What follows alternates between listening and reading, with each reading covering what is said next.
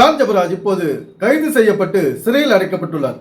இவர் சிறைக்குள்ள போயிட்டாருன்னு பல பேருக்கு தைரியம் வந்துடுச்சு. அதுக்கு முன்னால இந்த மாதிரி யாரும் பேச மாட்டாங்க.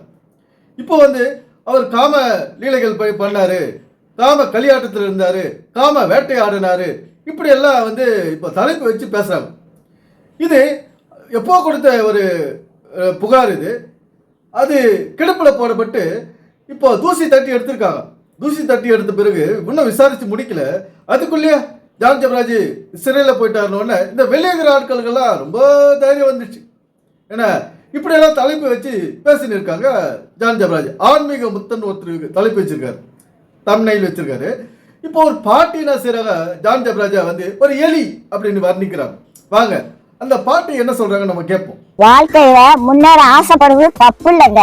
எதையாவது பண்ணி எப்படியாவது முன்னேறிடணும் அப்படின்னு நினைக்க கூடாது. அப்படி நினைச்சா ஏதாவது சிக்கல்ல மாட்டிக்கிடுவோம். கடவுள் உங்களை ஏற்ற வேலையில உயர்த்த வருங்க. சில பேரு எப்படியாவது காசு பணத்தை சம்பாதிச்சிடணும், அப்பதான் வயசான காலத்துல நிம்மதியா உட்கார்ந்து சாப்பிடலாம்னு நினைப்பாங்க.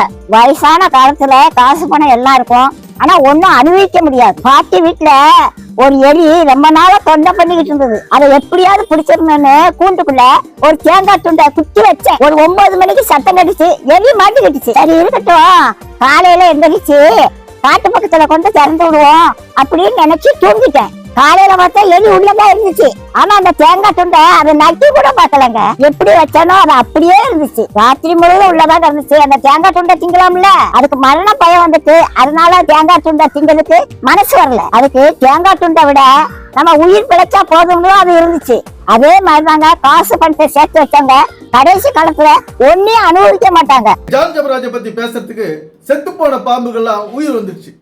வயசானது, ஒரு உதாரணமான வாழ்க்கை வாழாதவங்க, உலகத்துக்கு உதாரணமான வாழ்க்கை வாழாதவங்க, பைபிளை பத்தி தெரியாதவங்க, இவங்கெல்லாம் இன்னைக்கு தைரியமா பேச ஆரம்பிச்சுட்டாங்க. ஜான் ஜபராஜுக்கு இன்னும் குற்றமே நிரூபிக்கப்படல. அவர் உள்ள இருக்காரு, வெளியில இப்போ நம்ம தைரியமா பேசலாம் அப்படின்னு நிறைய பேர் இப்போ ஜான் ஜபராஜியா அவதூறா பேசிக்கிறாங்க, மட்டம் தட்டி பேசுறாங்க. இவங்க நம்ம பெரிய அதிசயம் அற்புதம் செய்யற மாதிரி பைபிள்ல யாரும் சொல்லாத சொல்லிட்டா மாதிரி ஒரு நெஞ்சு தைரியத்துல ஜான் ஜபராஜ் மேல இப்படியெல்லாம் சொல்றாங்க. இந்த பாட்டி பாரு ஒரு எலியா அவர் வர்ணிக்குது. நான் ஒரு தேங்காய் துண்டை வச்ச எலி மாட்டிக்கிச்சு அப்படின்னு சொல்லிட்டு. இங்க பாருங்க ஒரு ஒரு எவ்வளவு ஒரு கோழையா இருக்காங்க பாருங்க. ஜான் ஜபராஜ் வெளியில இருக்கும்போது அவர் மேல தப்பு சொல்லல. ஏன்னா அவரு பணம் சம்பாதிக்கிறாரு, தவறா பணம் சம்பாதிக்கிறாரு, ஒரு டான்ஸ் ஆடுறது தப்பு அப்படின்னு சொல்ல தைரியம் இல்லாத இன்னைக்கு கொம்ப ஊடிக்கிட்டு நடக்கிற வயசான ஆட்கள்லாம் ஜான் ஜபராஜ் பத்தி நிமிர்ந்து நின்று பேசுற அளவுக்கு வந்துருச்சு. இன்னைக்கு இங்க பைபிள் என்ன சொல்லுது, நம்ம என்ன சொல்லின்னு இருக்கோம், அதெல்லாம் பத்தியெல்லாம் நினைக்கிறது கிடையாது. நல்லா பைபிளை வச்சுட்டு கருப்பா டை அடிச்சு வெள்ளை முடிக்க டைப் கருப்பா டை அடிச்சுன்னு இருக்கிறவங்கலாம் இன்னைக்கு ஜான் ஜபராஜை பத்தி பேசுறாங்க. அவர் செய்யறது நல்ல ஊழியம் இல்லை, நாங்கள் செய்யறது நல்ல சரியான ஊழியம், நாங்கள் தான் இயேசு கிறிஸ்துனுடைய சொந்தக்காரங்க, நாங்கள் தான் இயேசு கிறிஸ்து அறிவிக்கிறவங்க உண்மையா அப்படின்னு பைபிள வச்சுக்கின்னு மேடையில் நின்று கத்தி கத்தி பேசுறது. ஜான் ஜபராஜ் டான்ஸ் ஆடுறாரு, இன்னைக்கு மேடையை அசிங்கமாக வச்சு ஜான் ஜபராஜ் பாட்டு பாடுறாரு, டிஸ்கோ டான்ஸ் ஆடுறாரு, கேப்ரா டான்ஸ் ஆடுறாரு, ரேப் டான்ஸ் ஆடுறாரு அப்படின்றதெல்லாம் இன்னைக்கு விமர்சனம் ஆகி போச்சு. ஜான் ஜபராஜ் அவருடைய திறமையை வெளிப்படுத்துறாரு, அது கர்த்தர் கொடுத்த கிஃப்ட். அது ஏன்னா அந்த தாளம் தான் அவர் சரியா பயன்படுத்தினார். அவர் ஏழ்மை நிலையில இருந்தவர் தான்.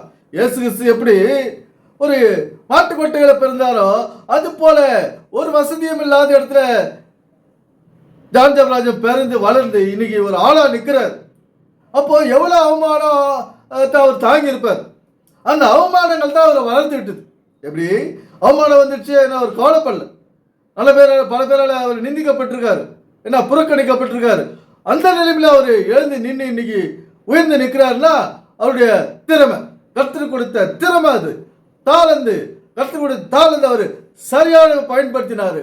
நேர காலம் இல்லாத அவருடைய நேரத்தை பயன்படுத்தினார். எல்லா நாடுகளுக்கும் ஓடி கர்த்தரை சொன்னார். ஏன்னா அவருடைய திறமையை வெளிப்படுத்தினார் எல்லா நாடுகளிலும். உங்களை போல உட்கார்ந்த இடத்துலயே நின்று பைபிளை வச்சுக்கின்னு அசையாத ஆடாத ஊன்னு கத்தல அவரு. இப்ப ஜான் ஜபராஜ் மெசேஜ் நான் ஒரு சமீபத்தில் கேட்டேன். யாருமே சொல்லாத விஷயத்த விளக்கத்தை தான் அவர் சொல்றாரு. எப்படி இது வரைக்கும் நான் கேள்விப்படாத ஒரு பைபிள் விளக்கங்களை தான் அவர் ஜான் ஜெபராஜ் பைபிள் இருந்து சொல்றாரு. ஆனாலும் அது பைபிள் ரகசியம் மறைபொருள் அடிப்படையில் அது இல்லை.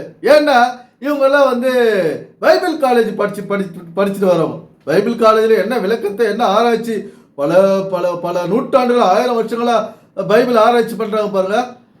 அந்த வாழ்க்கைக்கு பயன்படாத ஒரு ஆராய்ச்சி தான் இவங்க பைபிள் காலேஜில் படிச்சுட்டு வருது. அதனால ஒரு வாழ்க்கைக்கு உதவாத விஷயத்தை தான் இவங்க சொல்கிறாங்க. அதுலேயும் ஜான் ஜெபராஜ் சொல்கிறது ஒரு 4-5 விஷயம் இப்போ 2 வீடியோ கேட்டேன். ஒரு புதிதாக தான் இருக்குது. அதுலேருந்து ஒரு நல்ல பயனுள்ள விஷயத்த சொல்லலாம்.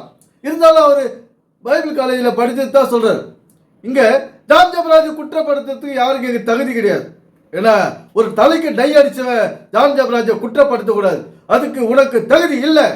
ஏன்னா இதை ஒரு குடும்பத்தில் ஈடுபடாதவன் மனைவிக்கு செய்ய வேண்டியது கணவனுக்கு செய்ய வேண்டியதை செய்யாத ஆளு ஜான் ஜெபராஜை குற்றம் சொல்ல தகுதி இல்லாத ஆளு. என்ன ஒரு சுகபோகத்திலேயே அப்பாவுடைய சொத்திலேயே வளர்ந்தவன் இன்னைக்கு ஜான் ஜெபராஜை குற்றம் சொல்ல தகுதி கிடையாது. இந்த மாதிரி ஒரு கஷ்டத்திலேயோ வறுமையிலையோ இல்லாமையிலையோ வாழ்ந்த ஜான் ஜெபராஜ் இன்னைக்கு உயர்ந்து நிற்கிறாருன்னா அதுக்கு அவருடைய உழைப்பு தான் காரணம். உழைப்பு.